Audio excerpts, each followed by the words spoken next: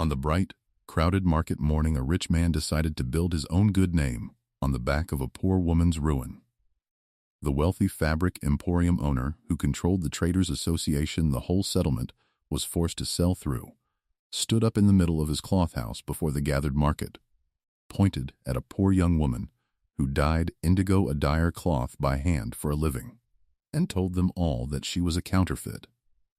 He said it plainly, so that every trader browsing his bolts of cloth could hear him, that this headload woman had been copying his emporium's own exclusive house pattern for months, flooding the market with cheap fakes of his registered design, that she owed the association a great fine and forfeit for all the counterfeit cloth she had sold, and that he had finally caught her. Nkechi did not weep, and she did not beg, and she did not run, though his men were already gathering up her wrappers from the ground, and the murmur of the market was turning against her. She stood in the bright sun, with a worn wooden carving block held flat against her chest and a battered pattern book under her arm, the same book in which she had pressed every design she ever cut, in indigo, by date, die lot by die lot, and let his accusation break over her, because there was nothing a poor cloth woman could say into that powerful man's stall that the frightened traders were ready to hear against him, and the emporium owner performing his outrage did not know that the woman he was so sure he could ruin was holding, flat against her chest, the one thing able to turn his own cloth against him, and that within days a government registrar would press that very block in fresh indigo before this same crowd, and it would print out, plainly, exactly whose hands had cut the pattern first, and how long before. The market did the thing a crowd does when a big man with power names a small woman a counterfeit first. It drew back from her. The traders with their own bolts of cloth, the loaders, the people who had come only to buy and sell and go home, looked at Nkechi in her indigo, stained apron, standing over her wrappers, spread on the ground, and took their cue from the man who owned the biggest stall and half the association, because a powerful man's certainty is contagious, and it is always safer to draw back from the accused than to stand beside her. A few of the older market women did not draw back. They frowned and looked at the cloth, because they had daughters who dyed and sewed, and they knew what it was to make a thing with your own two hands and watch a big man put his name on it. But most of the market went with the chief, because that is how a theft is made to look like justice. You get the crowd to agree the poor woman is the faker, and then no one thinks to ask whose hands cut the pattern in the first place. And Nkechi felt the heat climb up her neck and the block press hard against her ribs, and inside her, quiet under all the noise, the one thing the accusation could not reach, she knew what she was. She had dyed cloth honestly for years, carved her own blocks and mixed her own indigo, and drawn her own patterns until traders asked for her wrappers by name, sold every piece as her own true work, raised her young cousin on the thin margin without begging or stealing, and never once copied a soul.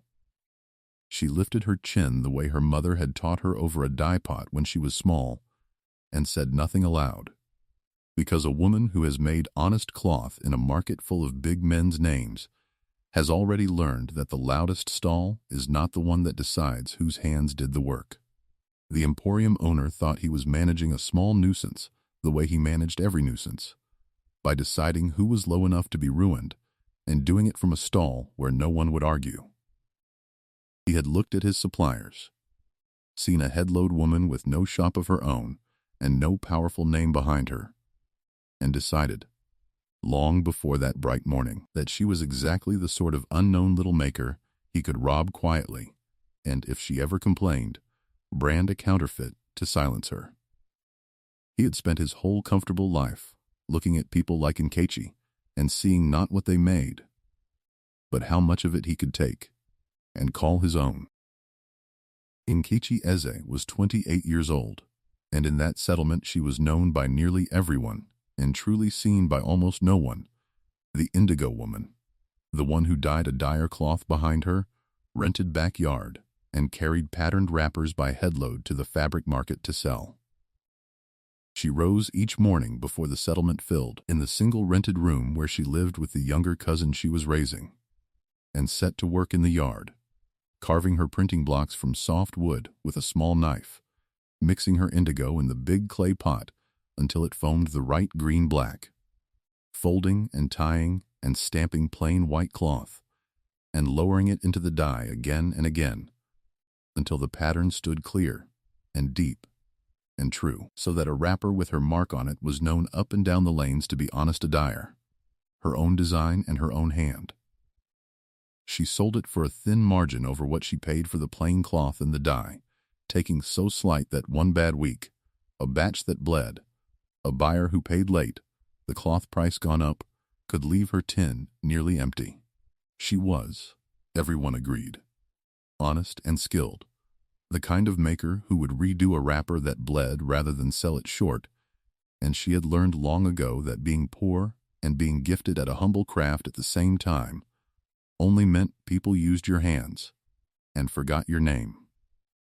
The Indigo woman, they called her, half in fondness, and most of them did not know the half of what she carried, nor what one big man's stall had been quietly costing her, nor what she had quietly done about it. She had not been handed her trade.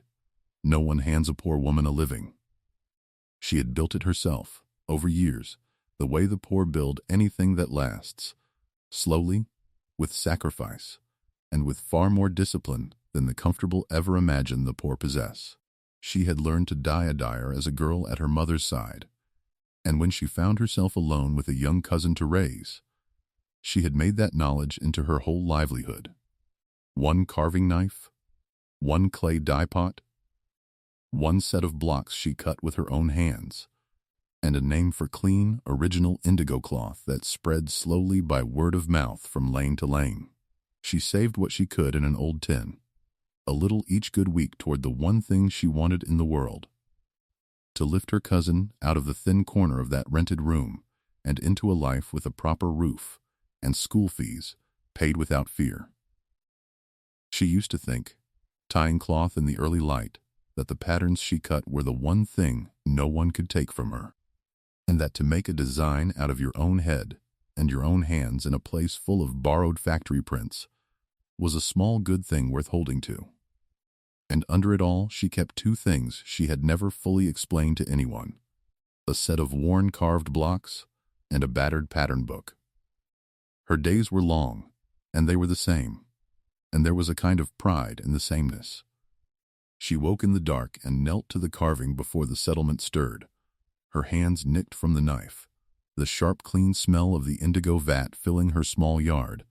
She bound the cloth into the shapes that would hold the pattern, stamped it, and dipped it, and wrung it, and dipped it again, over and over, because a woman known for honest adire does not send out a wrapper whose blue would run in the first wash. There were good weeks when the cloth price was fair, and the traders were buying, and the tin filled a little, and she would let herself imagine the room with the proper roof.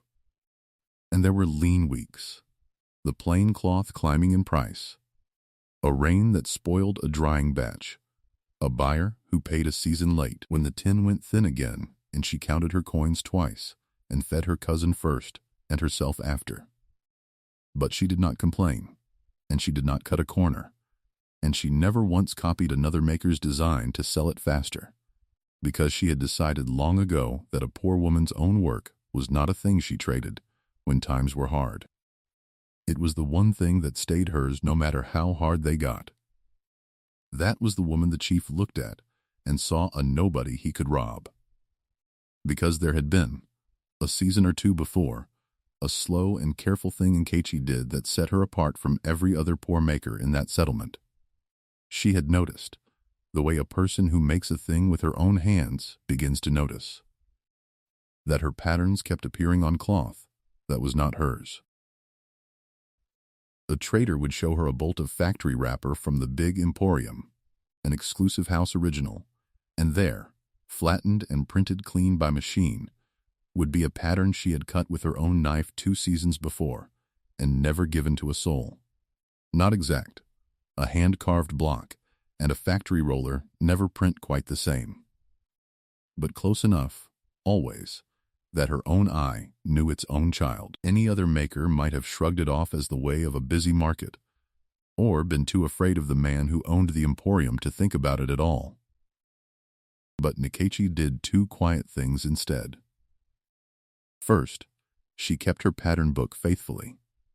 Every block she carved, she pressed in indigo onto its pages the day she cut it, and dated it, and numbered the dye lot, and wrote beside it the plain cloth she had bought and the trader she had first sold it to, so that she held in her own hand a running record of exactly which design was hers and exactly when she had made it, block by block, season by season. And second, she kept the carved blocks themselves, every one, locked in her box, and never sold nor lent, because she understood that the block was the mother of the pattern, and the mother could always be set beside the child. What had first set her to it was a thing she saw one bright afternoon at a stall, a thing she never forgot. A woman she knew, old Mama Bisi, one of the small traders who had bought Nkechi's wrappers for years, stood at the big emporium stall fingering a bolt of house original cloth, and Nkechi watched the clerk sell it to her at a fine high price as the chief's own exclusive design, and Nkechi knew that pattern, for she had cut the block for it herself and sold the first wrappers of it a season before. She watched old Mama Bisi pay good money for a machine copy of Nkechi's own work, believing she was buying something the great emporium had created, and something turned over in Nkechi's chest that never turned back. She understood, standing at that stall, that the emporium was not borrowing an idea that floated in the air. A design that drifts honestly would drift many ways, and this one drifted always in one direction, out of her hands and cheap, and back onto his cloth expensive, her name gone from it, and his name on it. It ate the one thing a poor maker truly owns, the proof that the work was hers. She could not unbuy Mama Bisi's cloth that day. But she went home and pressed her newest block into her pattern book that very evening, dated it, and began keeping the record faithfully from then on, not because she meant to fight anyone, but because she could not unsee what she had seen, and she was not built to pretend a design was nobody's once she knew it was hers. Here is the very thing this channel was built for, so let me say it to you plainly before we go on. If you have ever made a thing with your own two hands in a place where the powerful take is a matter of course, drawn a design, cut a pattern, built something out of your own head, and then watched a big man put his name on your work and sell it as his own, and kept quiet, careful proof because you sensed that one day someone powerful would call you the thief, then you already belong here with us under the Baobab. Take one moment to subscribe to Baobab Tales, because the quiet, overlooked people who keep making honest work while the powerful steal it, and who keep the one small proof that turns it all around, are exactly the ones these stories are told for. And I do not want you to miss what a rich man's lie was about to do to Nkechi Eze in that crowded market, or what a carved wooden block was about to do right back. Nkechi had not gathered those quiet proofs to make trouble.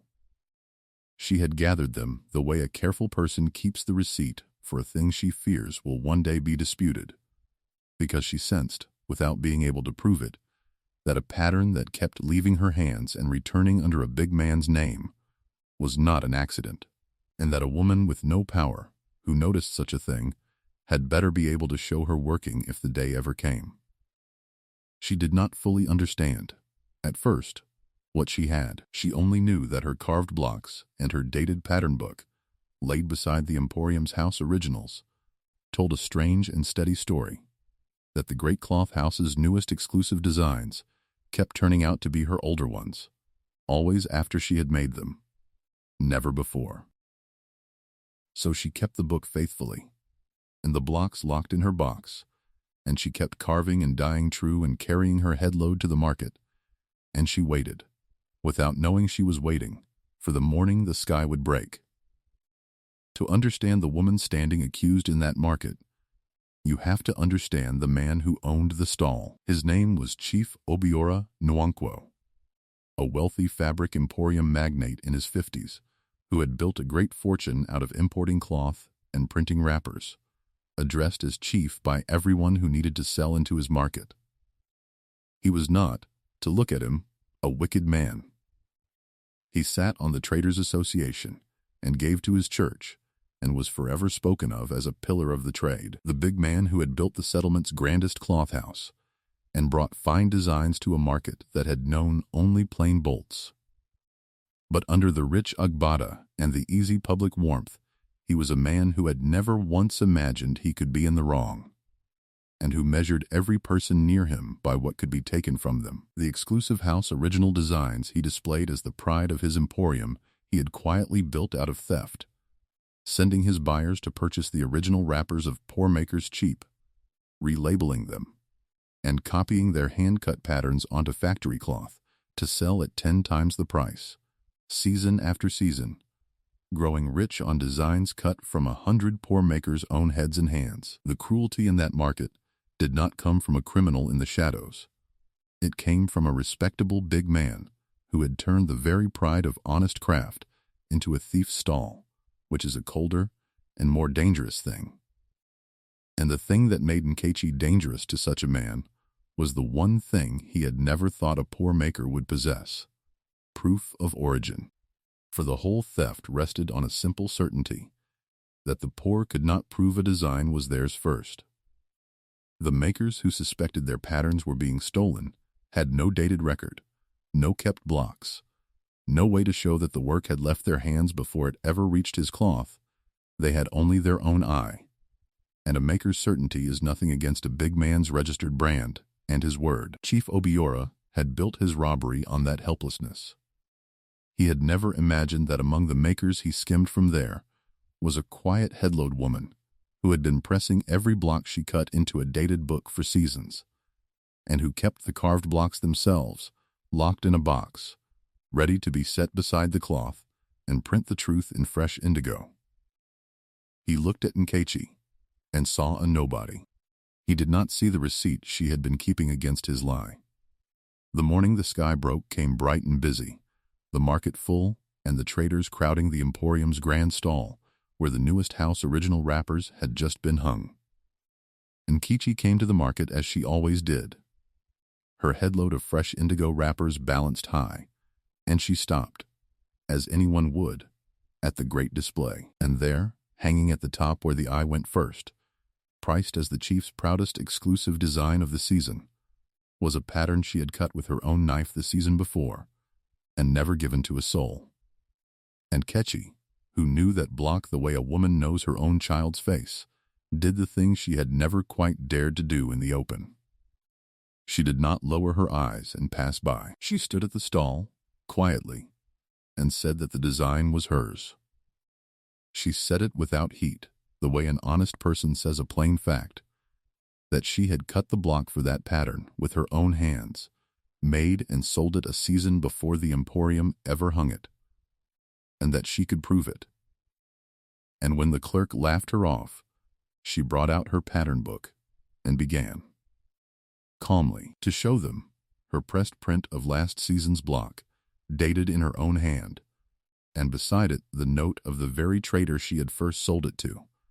And she said, plainly, that the emporium's newest original was her older work, and that she could prove it with the carved block itself if they would let her press it fresh. It was the wrong thing to be right about in a rich man's stall. The clerk sent for the chief, and the chief came out from the back of his emporium, and for one moment Nkechi saw something cross his heavy face that was not anger, but fear.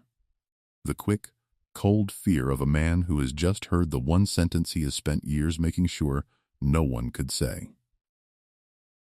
And then the fear was gone, and in its place came the thing that had kept him safe all his life, the decision to make the poor woman the criminal before she could make him one. He did not ask to see her book. He did not let her press her block. He drew himself up in front of the whole crowd, and he raised his voice, and he branded her, He told the gathered market that this headload woman was a counterfeit. He said that her wrappers were the fakes, that she had been copying his emporium's registered house pattern and dyeing cheap imitations to pass off as the real thing, that the association had been hearing of her counterfeits for months, and that the pattern book she was waving was nothing but a faker's trick to steal the credit for a great man's designs. He said she owed the association a heavy fine and forfeit for all the counterfeit cloth she had sold, and that he was within his rights, as the association's own officer, to seize her headload and her blocks against it.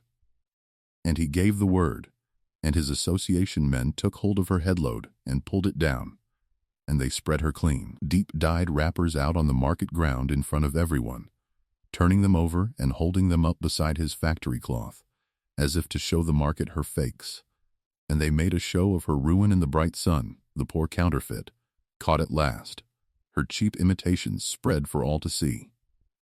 And the awful machinery of it turned, not an engine of steel, but the older machinery, the one that turns an honest poor woman into a thief the instant a rich man needs one. And Nkechi stood in that bright market among her spread wrappers, and did not break. When they pulled down her headload and spread her cloth on the ground, she did not throw herself down after it, and she did not scream, and she did not curse him. She stood very straight, with the carved block pressed flat against her chest where his men had not thought to grab it, and the pattern book still safe under her arm, and she let them make their show. Because she understood something the market did not. She understood that a man does not spread a poor woman's cloth on the ground calling it fake, unless he is terribly afraid of what her blocks might print if anyone honest ever pressed them. His loudness was not strength, but fear wearing strength's clothes. And she said, once, clearly, so that the older women at the edge of the stalls heard her even if no one else would admit to it, that she had asked only that her block be pressed beside the cloth, that she would ask for it again before anyone who had the authority to see it, and that a man who feared a poor woman's carved wood had something to hide. Then she gathered what wrappers she could from the dust, took her emptied headpad, and walked out of that market with her chin up, and behind her the chief told the crowd he would be bringing her before the association and the authorities to have her fined and banned, which was the proudest, most fatal mistake a thieving man ever made. Because in his certainty that a poor woman could never prove a design was hers, Chief Obiora did the one thing that would destroy him. He called in the authorities himself, to make his ruin of her look like law rather than robbery, and to frighten every other maker into silence. He did not let the matter rest in the dust of his stall. He reported Nkechi to the Market Association and to the Government Textile Design Registration Office as a counterfeiter who had faked his registered house pattern, and he demanded a formal hearing and a public accounting to have her fined, her cloth forfeit, and her name banned from the market, summoning the very officer whose whole work is to judge whose design came first, and packing his own market with traitors to watch the poor faker finally condemned. He was so sure the design was seen as his that he invited the one authority on earth able to ask whose hands had cut it. He thought he was calling witnesses to her shame. He was calling them to his. This is the moment the channel was built to make you feel. So sit with it for one breath before we go on. Because if you have ever been called a thief by the very person who was robbing you, and been so sure the work was your own, that you longed for someone with real authority to simply come and look, to press the block, read the record, match the pattern in the open where no big man's shouting could bend it, then you already know exactly how Nkechi's heart rose and shook when she learned that the chief himself had summoned the registration officer to his market. If you've made it this far into Nkechi Easy's story, hit subscribe, because what happens next is the part I've been waiting to tell you. Word of the coming hearing traveled the settlement fast, and it reached the ears of a man who had been waiting a long, quiet while for exactly this. His name was Pa Emmanuel Ojo, a retired textile guild registrar in his 60s, who had spent his whole working life around cloth and designs and the registering of patterns, and who had come, in his retirement, to live near the settlement and to watch, with a professional's slow anger, the way the poor makers of that place were robbed of their work. He had suspected the Emporium's house originals for a long time. He knew the look of a hand-cut design flattened onto a factory roller the way a doctor knows a scar. But suspicion is not proof, and a retired man with no standing could accuse no one. What he had needed was a maker with a record, and a reason for the officer to come. Now, on the same morning, he had both. He sought Nkechi out where she was tying what cloth she had salvaged, told her plainly who he was and what he believed, and asked to see her pattern book. And when she laid it open before him, pressed print by dated print, and brought out from her box the carved blocks she had cut with her own hands, the old man's hands went still, and his eyes filled, because he saw at once what she had built without quite knowing it, not a helpless certainty, but a case, physical, dated, and his to help her prove. Pa Emmanuel did not take her case from her. He did the greater thing. He taught her how to make the officer see what she already held.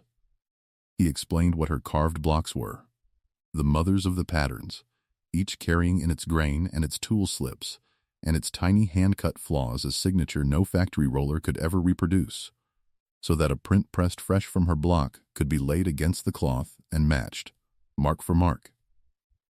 He explained what her dated pattern book was, laid against the Emporium's own records, a record that would show each design pressed and dated in her hand seasons before the Emporium ever hung it as new. And he explained the blow that would turn it from her innocence into his crime, that the missing wrappers had not vanished into the air. The Emporium had bought them. A cloth house that resells a poor maker's work under its own label leaves a trail, purchase receipts, buyer's books, figures showing it had been paying for the very wrappers it now called counterfeit. The proof of her innocence, he showed her, was also the proof of his theft, the same design that she could print from her own block and had dated in her own book, and that his own receipts showed him buying, made him the thief and cleared her, and hers were the only records in that settlement clean enough to lay it bare. And so, on the day the chief had chosen for her condemnation, the market filled. Traders and loaders and neighbors packed around the grand stall in the bright hard light. A long trestle set out for the hearing with the Emporium's house original cloth hung above it like a banner, and Chief Obiora Nwankwo moving among the crowd in a fine agbada, greeting the government registration officer with the warmth of a man certain of the verdict, the fabricated fine notice folded in his hand ready to be confirmed. He had summoned this. He had staged it. He wanted the whole settlement to watch the poor counterfeit broken by the law. He did not know that the plain retired man standing quietly beside the headload woman had once registered designs for the guild himself, or that the carved blocks in her box and the dated book under her arm were about to turn his own hearing into the instrument of his ruin. The officer, a careful government registrar with no stake in the settlement's fear of the chief, did what such officers do. He ignored the shouting and went to the cloth. And the first thing he asked for, before any accusation was read, was a fresh pot of indigo and a clean length of white cloth. He took up the carved block the headload woman had cut with her own hands, a block the whole market watched him ink, pressed it, firm and slow, onto the clean cloth, and lifted it, and there stood the pattern, fresh and sharp, every tool slip and hand-cut flaw of it plain. Then he laid that fresh print against one of her seized wrappers, and the grain matched, mark for mark, flaw for flaw, the same hand in both. And then he laid it against the chief's house original cloth hung above the trestle, and there was the very same design, but flattened, mechanically clean, the hand-cut flaws smoothed away by the factory roller, a copy of a copy, printed from a machine that had never held her knife, and a sound went through the packed market, not a shout, but a low, cold intake of breath from 100 people who were realizing, all at once, that the exclusive designs they had paid the great emporium so much for had been cut, first, by the poor woman spread on the ground before them. And to be certain, the officer did not stop at one block or one print. He pressed a second block and a third, and laid each fresh print against her seized wrappers and against the emporium's cloth. And each time it was the same, her hand in the wrapper and in the block, the machine's flattened copy on his original. Then, because a woman was standing near the front whom Nkechi had quietly asked to come, the officer called old Mama Bisi up, the trader who had once bought a house original at a fine high price, and set beside it the fresh print from Nkechi's own block, and let her see with her own eyes that the exclusive design she had paid the emporium so dearly for was the poor Indigo woman's work all along. One by one, other makers began pushing to the front now, pulling out old wrappers of their own whose patterns had turned up on the emporium's cloth, and the shape of the thing grew in front of the whole market, not one woman wronged, but a whole settlement of poor makers, design by design, season by season, robbed of the one thing they truly owned, the proof that the work was theirs. Then the officer, with Pa Emmanuel at his shoulder, naming each pattern in the plain language of a man who had registered designs his whole life, turned to the records. He laid Nkechi's dated pattern book open, pressed print by pressed print, and read out the date beside each one, and every design the emporium had hung this season as new. Her book showed pressed and dated in her own hand a season or two before. The design had not started on his cloth. It had started under her knife. And then came the blow that turned it from her innocence into his crime.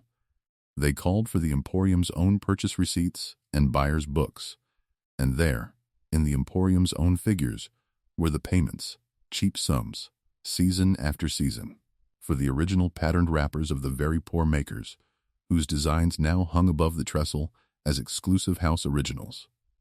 The cloth house had been buying the work it called counterfeit. The counterfeit was not in her headload. It was on his stall. The headload woman had not faked a single wrapper. The big man had been stealing the designs of every maker in the settlement, one cheap purchase at a time, and reselling the theft at 10 times the price under his own name. And Nkechi's worn pattern book and her carved blocks had just printed the whole machine open on the ground of his own market. And then came the public accounting, the part this channel does not skip, because a theft undone in a whisper is no justice the world can see. The officer, before the whole packed market the chief had gathered to watch her shame, declared the emporium's house original line to be built on stolen designs, impounded the counterfeit cloth there and then under the government's own order, and set aside the fine notice as a fabrication.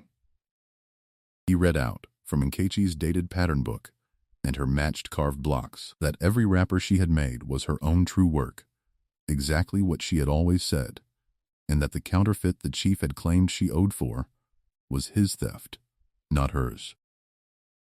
And Pa Emmanuel, permitted to speak as a registrar who had served the craft his whole life, told the market in flat, merciless plainness what had truly happened, that Chief Obiora Nwankwo had built his emporium's pride out of robbery, had bought the original work of the poorest makers in the market cheap for 2 seasons, copied their hand-cut designs onto factory cloth, and sold them as his own at 10 times the price, and had branded an honest woman a counterfeit the moment she came close to proving it. The market that had drawn back from Nkechi in the bright sun now turned, as one, and looked at the chief, and it was a look no amount of money could buy back. Chief Obiora, who had come to see a poor woman fined before an admiring settlement, and instead found the ground opening under his fine shoes, made the last mistake of a man who has never been contradicted.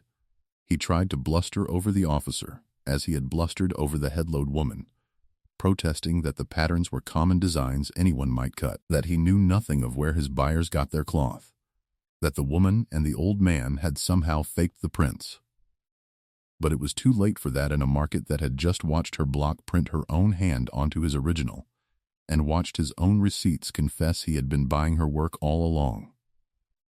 A man who has spent years insisting the poor could not prove a design was theirs cannot, when the block itself prints the truth, pretend to be its victim. The staging he had built for her ruin, the packed market, the summoned officer, the folded fine notice, all of it, now, read as exactly what it was. And the officer, who answered to the register and not to the chief, cut across his protests with the flat authority of a man who has judged 1,000 designs. The cloth, he said, is impounded. The record is clear. And this, he said, lifting the fabricated fine notice from the chief's own hand, is not a fine. It is evidence. And the consequences did not stop at the market. The emporium manager who had overseen the buying and relabeling and spread her wrappers on the ground was arrested and charged with dealing in counterfeit goods, with obtaining by false pretense, and with the seizure and destruction of Nkechi's cloth. The association stripped Chief Obiora of the office he had used as a weapon, so that he could no longer stand as the market's authority at all. And the greater ruin came the way ruin comes to such men, through the trail of records they were so sure no one would ever read. The buyers in the fine cloth houses across the city who had done business with him on the strength of his pillar of the trade name did not care to be seen beside a man exposed for stealing the designs of the poorest makers in his own market. Orders were canceled, partners stepped back, the office gone, the receipts damning. His name became the thing traders warned each other about. He was ordered to make restitution, to repay, from his own pocket and from the emporium's impounded stock, every maker whose wrappers he had resold and every design he had copied. Nkechi first among them, her seized cloth and blocks restored and paid for in full. The big man who had measured everyone by what could be taken from them watched, at last, the taking run the other way. He had put his name on another's work to grow rich off the poor, and the work, printed honestly at last, named its own maker, and left him with nothing but a borrowed brand. For Nkechi, the turn was not a windfall so much as a door. The world forced, at last, to admit what she had made all along. Her name was cleared before the whole settlement that had watched her shamed, and cleared not by mercy, but by proof, which is the only clearing that truly holds. The restitution and the repaid designs became the capital she had never been able to save, and she made of it exactly what everyone who had ever bought her clean cloth might have guessed she would. A proper adire design house, no longer one woman with a carving knife, but a real, growing concern. More dye pots, a proper drying yard, and in time other settlement women she trained and paid to fold and stamp and dye to her honest standard, her own mark tied on every wrapper. The traders who had drawn back from her in the sun came to buy from her gladly, and new ones came for the Indigo woman whose story they had heard, and the thin margin that had once left her tin empty became a living she could build a future on. She took what she earned and did the one thing it had always been for.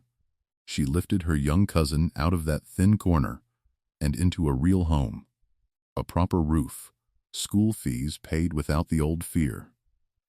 The work she had nearly been ruined for was hers again, and worth more now for having been printed on a rich man's stall in front of the whole settlement, and found, matched mark for mark, to be exactly what she had always said it was. And Pa Emmanuel, who had waited so long for a maker with a record and a reason for the officer to come, found in the aftermath the work his retirement had been missing. He and Nkechi did the thing that turned the whole story into something larger than the two of them. Knowing better than anyone how a single powerful stall could quietly rob 100 poor makers who had no way to prove their work was theirs, they set about arming the settlement's other small cloth makers with the very things that had saved her. They taught the dyers and weavers and stampers to keep their carved blocks, and never sell the mother of a pattern, to press each new design into a dated book the day they cut it, to register their patterns where the register would hold them, and to know their right to bring a stolen design before the textile office. It was not a glossy foundation with ribbons and cameras. It was a plain, stubborn passing on of one poor woman's hard-won receipt to everyone still making under the same sky, so that the next time a big man put his name on another's design, there would not be one Indigo woman with a carved block to catch him, but a whole settlement of makers who knew how to print the truth for themselves. And on an evening months later, when the new design house was swept and quiet, and the dye pot stood cooling in the yard, Nkechi sat among her blocks, with the old pattern book open on her knees, and the first carved block she had ever cut resting in her palm. No longer a frightened woman's secret receipt against a theft she could not name, but the proof, kept and honored, that honest work and a true record held quietly through the lean years are stronger, in the end, than a rich man's name on another's design. Her cousin slept under a proper roof, in a real home her own two hands had at last been allowed to build. The grand emporium she had once been shamed before stood quiet and diminished, its stolen line impounded, and the crowd that had drawn back from her in the sun now came for the Indigo woman's own designs. The work had printed true at last, and the woman they had branded a counterfeit was, in the end, the one whose hands the whole settlement knew had cut the pattern first. And so the fire burns low under the old Baobab tree. Tell me, before you go, when the powerful steal the work of the poor and put their own name upon it, and one honest woman's quiet record is what finally prints the truth, do you believe such theft is always caught in the end? Or only in the stories we tell under the tree? Stay a while, and tell me in the comments where you watched from.